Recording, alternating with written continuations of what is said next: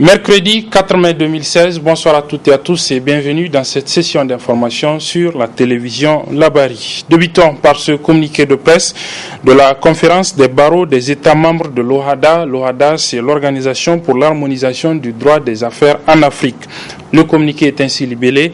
Après avoir été informé par la conférence des barreaux de l'UEMOA et par le bâtonnier en exercice du Burkina Faso, des conditions dans lesquelles le bâtonnier Mamadou Traoré, le bâtonnier de l'Ordre des avocats du Burkina Faso, a été interpellé, mis aux arrêts et écroué dans un camp militaire à Ouagadougou, la conférence des barreaux de l'espace OHADA 1 s'inquiète de la manière dont sont conduites les enquêtes consécutives au putsch manqué du 16 septembre 2015 au Burkina Faso relativement au respect des droits de la défense. Rappelle qu'au terme de l'article 6 du règlement de l'UEMOA harmonisant les règles régissant la profession d'avocat dont les dispositions univoques s'imposent aux autorités judiciaires de la République du Burkina Faso, l'interpellation d'un avocat est subordonnée à la consultation préalable du bâtonnier par l'autorité des poursuites qui est tenue de lui faire connaître les faits exacts à raison desquels cette interpellation est envisagée. Constate que l'interpellation suivie de la mise aux arrêts du bâtonnier Mamadou Traoré a été effectuée en méconnaissance de cette disposition et constitue dès lors une entorse grave à la liberté de la défense et une entrave à l'indépendance de l'ordre des avocats du Burkina Faso. Affirme que l'arrestation du bâtonnier Mamadou Traoré recèle une violation d'une règle essentielle de l'état de droit au respect duquel elle veille plutôt dans les États partis au traité de l'OHADA. Exprime son entière solidarité avec l'infortuné confrère et le barreau du Burkina Faso, interpelle les autorités judiciaires de Burkina Faso et son Excellence Monsieur le Président de la République Faso pour qu'il soit mis fin à cette détention arbitraire à travers la remise immédiate en liberté du bâtonnier Mamadou Traoré. Assure le barreau du Burkina Faso et l'ensemble de ses membres de son engagement à défendre le respect strict de la légalité quant aux procédures d'audition et d'interpellation des avocats. Appelle les barreaux membres de la conférence, ceux de la conférence internationale des barreaux francophones et de tradition juridique commune et de l'Union internationale des avocats à se mobiliser en faveur de la libération du bâtonnier Mamadou Traoré. Demeure enfin extrêmement attentive aux suites qui seront données à cette affaire par les autorités du Burkina Faso.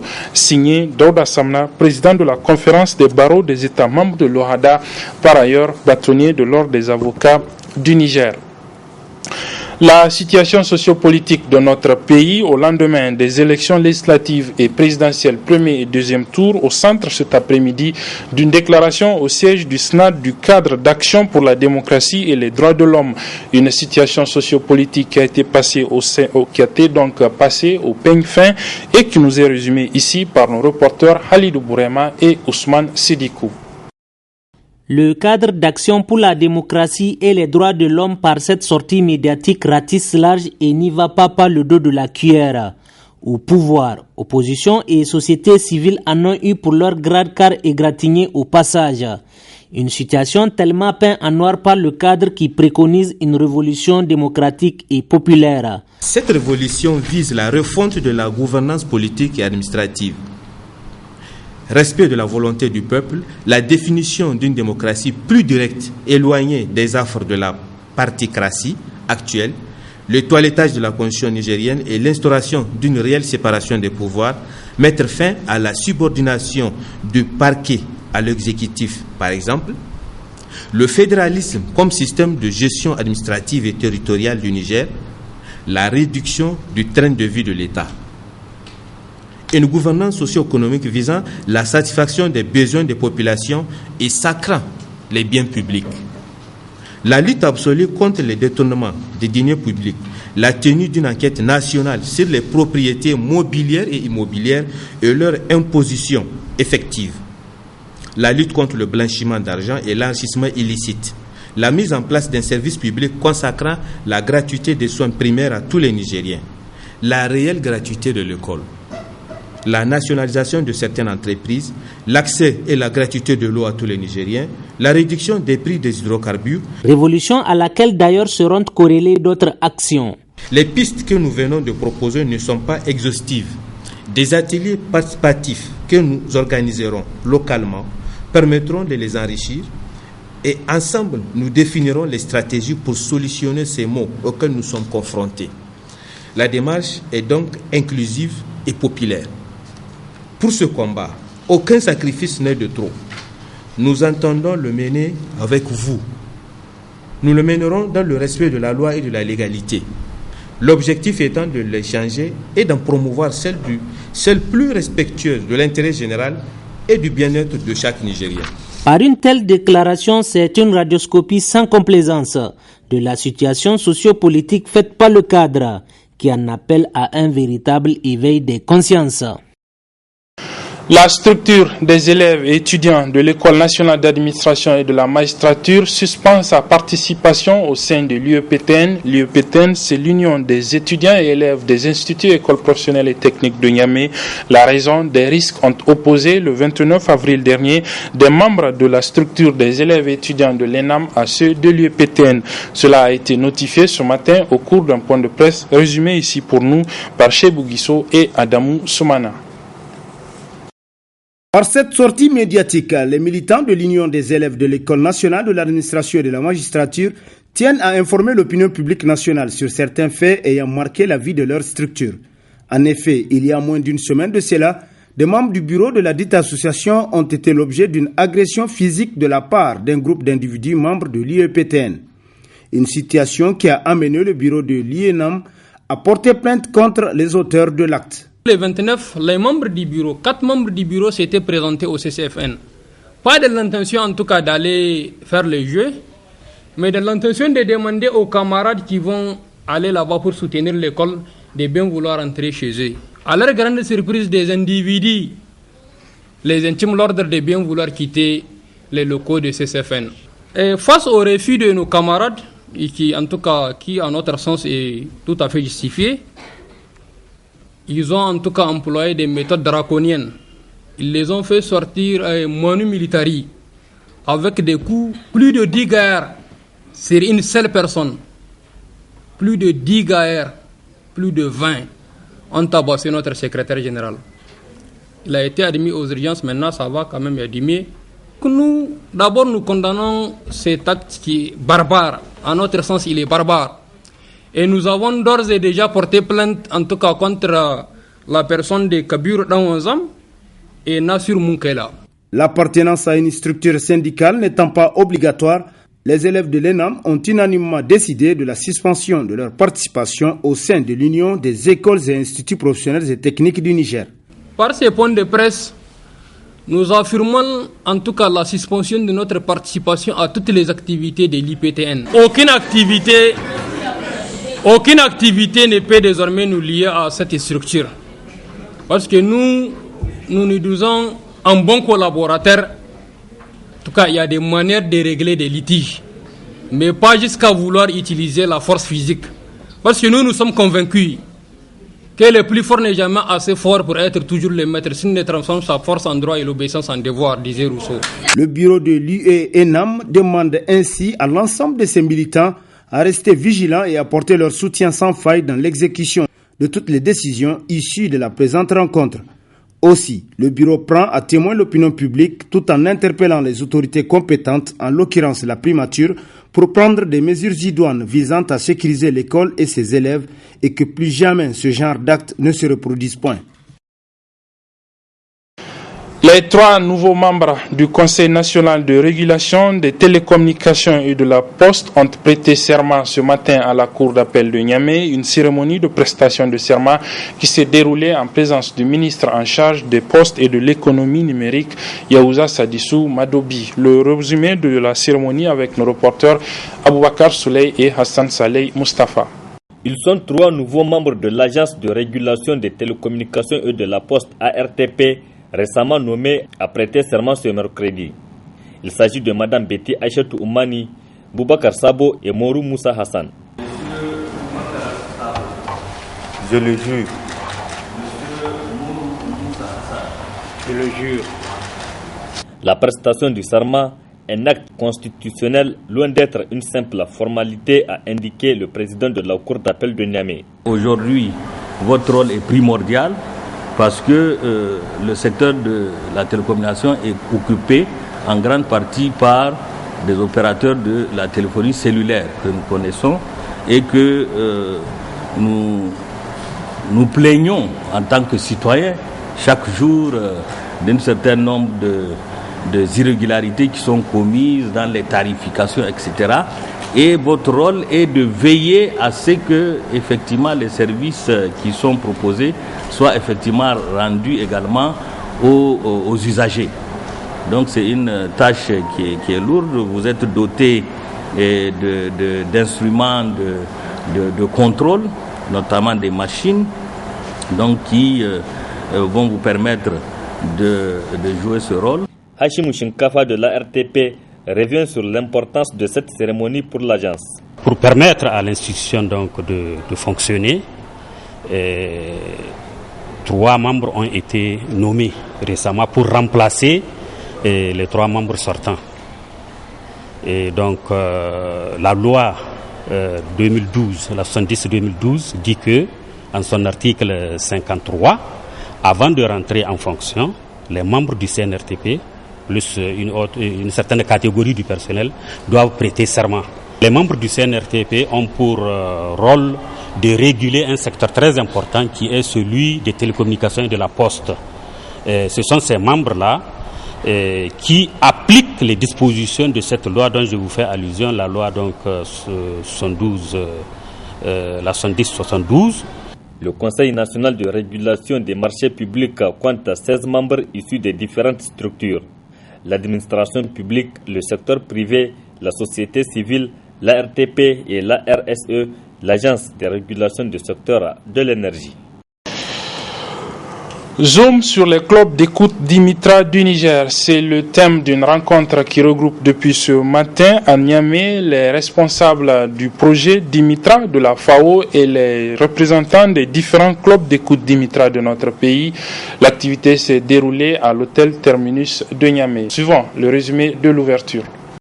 La rencontre vise à mettre en lumière le rôle des clubs Dimitra dans la lutte contre la pauvreté en milieu rural. Des représentants des plus de 1000 clubs Dimitra que compte le Niger sont ainsi réunis pour partager leur expérience, mais surtout leur réussite. Dans la région de Zinder, dans leur réflexion au sein des clubs sur le changement climatique, les femmes ont eu, au regard des retards de pluie, l'ingénieuse idée de collecter, sécher et stocker la corette pour la vente en ville comme condiment.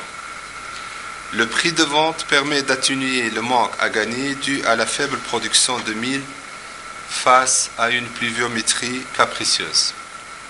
Cette idée a été reprise par les villages environnants, voire au-delà, devenant ainsi un mécanisme intéressant de protection sociale. Un mécanisme endogène mis en place par la communauté pour s'adapter au changement en créant un nouveau marché. Approche phare de la FAO en vue de renforcer les capacités des communautés et améliorer ainsi leurs conditions de vie, les clubs Dimitra ont 3 objectifs majeurs. Un des objectifs, c'est l'autonomisation, le renforcement des capacités des communautés rurales, hommes et femmes. Un autre objectif tient à la mobilisation sociale, la mobilisation communautaire autour de thèmes que, rappelons-le, ce sont les communautés elles-mêmes qui choisissent. C'est enfin le souci d'un plus grand leadership donc des femmes rurales. Les premiers clubs Dimitra ont vu le jour en 2009. Depuis, on dénombre plus de 1000 dans 250 villages de 6 régions avec plus de 25 000 membres, dont plus de la moitié est composée de femmes. Ils adoptent comme approche la mobilisation sociale et la communication participative basée sur le genre, ce qui a conduit au choix de cette approche pour toutes les activités du programme conjoint exécuté dans notre pays par la FAO, le FIDA et l'ONU Femmes. 3 digues de protection de la ville de Niamey vont bientôt être construites. Le lancement des travaux de construction de ces digues s'est déroulé cet après-midi en présence du ministre d'État en charge de l'agriculture et de l'élevage, Albade Abouba. Ces 3 digues vont être construites par le projet de gestion des risques de catastrophes et de développement urbain, comme nous le rapportent nos reporters Aboubakar Souley et Nasser Dantofo. La présente cérémonie marque le lancement officiel des travaux de construction de 11 637 mètres linéaires de digues dans le quartier de Goudel Saga et la Mordée, d'un montant total de 4 611 474 923 francs CFA pour la protection de la ville de Niamey, afin de réduire la vulnérabilité des populations exposées au risque d'inondation, surtout ceux de la zone touchée par les dernières inondations de 2012. L'objectif de développement du projet est d'améliorer la résilience des populations nigériennes face aux risques naturels, à savoir un certain nombre d'interventions liées à la maîtrise des inondations sur les sites ciblés du projet et au renforcement des capacités du gouvernement à répondre rapidement et efficacement en situation de crise ou d'urgence. La mise en œuvre du PGR-CDU fera en sorte que la gestion des risques et catastrophes et l'adaptation au changement climatique soient bien intégrées dans les instruments de développement durable à tous les niveaux. Le PGR-CDU est sous la tutelle du cabinet du Premier ministre et la zone d'intervention couvre les régions de Difa, Dosso, Niamey et Tillabéri. Sur les 104 communes que constituent ces régions, 63 seront couvertes par ces projets. Le démarrage de ces travaux concrétise ainsi le réel engagement des autorités de la 7e République dans l'amélioration des conditions de vie de la population. Le démarrage de ces travaux, longtemps attendus par les populations riveraines de la ville de Niamey, constitue la preuve tangible de l'engagement personnel du président de la République et chef de l'État, son Excellence M. Issoufou Mahamadou, d'être toujours à l'écoute des Nigériennes et des Nigériens pour l'amélioration de leurs conditions de vie. Les inondations de 2012 ont considérablement endommagé les infrastructures, particulièrement dans la ville de Niamey, au niveau des périmètres irrigués le long du fleuve Niger, et de la Komadougou-Yobé à Difa, ainsi que des milliers d'hectares de terres de culture. En vue de faire face durablement à cette situation, le gouvernement a sollicité un appui auprès de la Banque mondiale à travers le projet de gestion des risques de catastrophes et du développement urbain, PGRC-DU. Le point d'orgue de cette cérémonie a été sans nul doute la pose de la première pierre au grand bonheur de la population riveraine. 5 ministres étaient ce matin sur les sites de lotissement irrégulier de la ville de Niamey, des sites anarchiquement occupés par des privés alors qu'ils sont pourtant réservés au domaine public, une pratique que l'État du Niger s'engage désormais à combattre à travers une synergie d'action entre les ministères des 5 ministres qui étaient ce matin sur le site. Le résumé de cette visite avec nos reporters Nasser Sedou et Ousmane Sidikou. La visite est celle de 5 ministres à travers une journée marathon sur des sites de lotissement irréguliers. L'occupation abusive et anarchique du domaine public par des privés, un sujet d'actualité et assez préoccupant. L'issue de la tournée aura permis de constater de visu non seulement, mais aussi toucher du doigt les réalités. Nous avons fait le constat et à l'issue de tous ces différents constats, un rapport va être fait et étudié.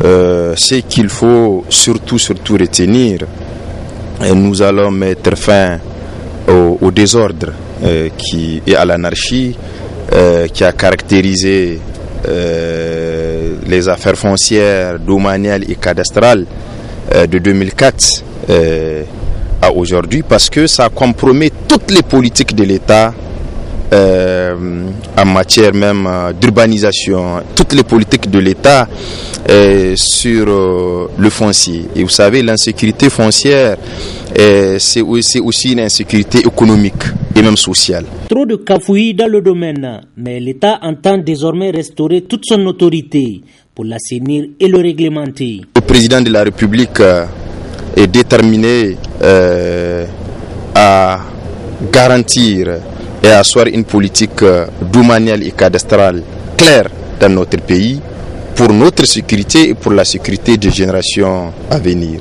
C'est la détermination aujourd'hui de l'État, sous la conduite du président de la République, à assainir ce secteur et à combattre toutes les formes et toutes les fraudes liées à l'occupation du domaine public. L'occupation dite du domaine public, le problème se pose avec acuité avec une conspiration de silence total. C'est dire que les responsabilités sont à partager et vivement que celles-ci soient aussi situées. Le 8 mai prochain, ce sera la journée mondiale de la Croix-Rouge et du Croissant-Rouge. C'est un événement qui va marquer le 188e anniversaire de la naissance du fondateur de la Croix-Rouge et initiateur de l'action humanitaire mondiale, afin de mieux édifier le public sur l'importance de cette journée ainsi que les activités qui sont au programme de l'édition de cette année. La Croix-Rouge nigérienne a organisé ce matin au Grand Hôtel de Niamey un déjeuner de presse auquel a pris part nos reporters Ibrahim Abdou et Michel Deji. Il s'agit d'une célébration qui sera placée sous le slogan « La Croix-Rouge partout et pour tous ». Un thème dont le choix par le mouvement n'est pas fortuit. Il s'agira pour nous de montrer au monde entier, à travers ce thème, que partout dans le monde, le mouvement international de la Croix-Rouge et du Croissant-Rouge est présent pour tous, sans aucune distinction de race, de nationalité, d'appartenance politique ou religieuse. En cas de catastrophe de grande ampleur et de situation de conflit complexe, que lorsqu'il s'agit d'accéder à des lieux reculés qu'aucune organisation humanitaire ne peut atteindre, la Croix-Rouge est présente. C'est le cas de Difa, notamment, où à un certain moment, la Croix-Rouge était obligée de se retrouver seule pour faire face aux défis humanitaires nés de la situation sécuritaire que nous connaissons tous. Présent dans 190 pays à travers le monde, la Croix-Rouge et le Croissant-Rouge apportent un soutien inestimable aux personnes les plus vulnérables en situation d'urgence. Des valeurs qui font la force de ce mouvement sur la planète, partout où des cas de catastrophes de grande ampleur et de conflits armés sont signalés, dans une synergie d'action avec les organisations de coordination toujours prêtes à relever des grands défis. Le leitmotiv du mouvement Croix-Rouge, c'est d'assurer avec les moyens qui sont à notre disposition qu'on va maximiser l'impact pour les bénéficiaires sur le terrain. Et croyez-moi, partout où nous sommes et pour tous, pour reprendre le slogan de cette journée, c'est ce que nous essayons de faire. Nous devons, nous tous, conjuguer nos efforts et rester unis pour faire face aux défis significatifs qui sont devant nous, qui sont dans notre communauté et qui sont au niveau mondial. Plus grand réseau humanitaire au monde, le mouvement de la Croix-Rouge et du Croissant-Rouge a pour principale mission d'alléger les souffrances, de protéger la vie et la santé et de faire respecter la dignité humaine, notamment à travers la promotion du droit international humanitaire DIH. Les pays africains disposent désormais d'un document de promotion de la santé bucco-dentaire. Il a été édité par l'Organisation mondiale de la santé avec un financement de l'ONG Health Action Noma en vue notamment d'une meilleure prévention et une bonne prise en charge des maladies bucco-dentaires de façon générale et de façon particulière de celle du Noma. Le lancement régional de ce document s'est déroulé ce matin à Niamey en présence de nos reporters Halidou Bourema et Michel Deji. Les affections bucco-dentaires causent des douleurs insupportables à des millions de personnes selon les données de l'OMS qui révèlent également que la majorité des populations ont peu ou pas du tout accès à des soins de santé bucco-dentaires appropriés, d'où tout l'intérêt de ce nouvel ouvrage. Seulement un adulte sur 3 qui exprime un besoin en soins bucco-dentaires trouve une réponse à ce besoin.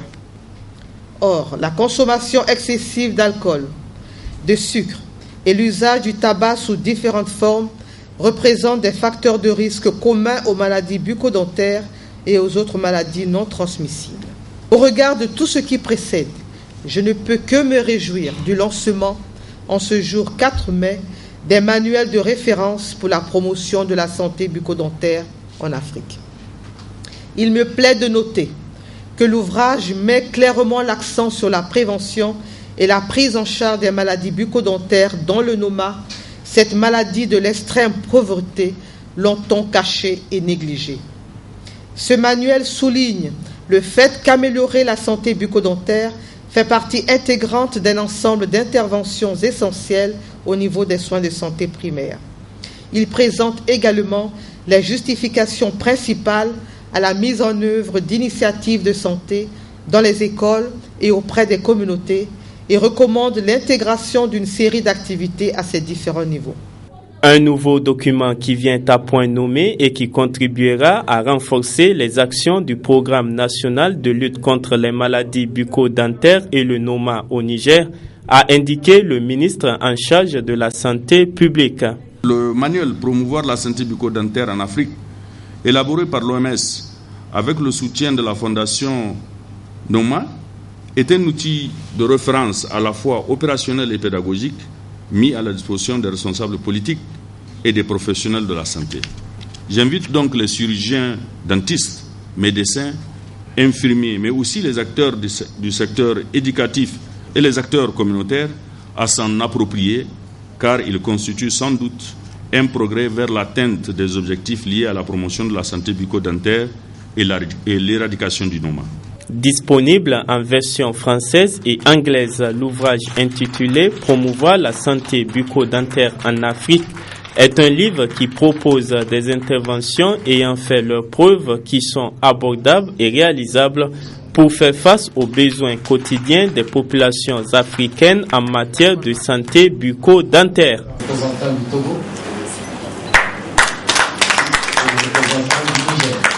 C'est un rappel, le monde entier a célébré hier 3 mai la journée internationale de la liberté de la presse. À cette occasion, le Conseil supérieur de la communication a organisé hier soir un cocktail de retrouvailles entre les acteurs des médias du Niger. Il y avait pour le groupe de presse Labari à ce cocktail nos reporters Ibrahim Abdou et Adamou Soumana. Cette cérémonie ayant réuni l'ensemble de la famille de la presse nigérienne autour du président de l'autorité de régulation des médias et quelques diplomates accrédités au Niger se veut un cocktail de presse. Ce dernier, rentrant dans le cadre de la célébration de la Journée mondiale de la liberté de la presse, a été l'occasion pour le président du CSC de faire l'état des lieux de la liberté de la presse au Niger. Le Niger a été classé 52e sur 180 pays donc, dans le monde. Et comparé au classement donc précédent, le Niger a perdu 5 places. Ce recul léger, mais recul quand même, a été justifié par Reporters sans frontières, par notamment les différentes entraves à l'exercice de la liberté de la presse qui ont eu lieu au cours de l'année 2015, notamment au cours des manifestations publiques, au cours desquelles ou à l'occasion de la couverture desquelles les journalistes ont connu des entraves et parfois même ont subi des violences policières.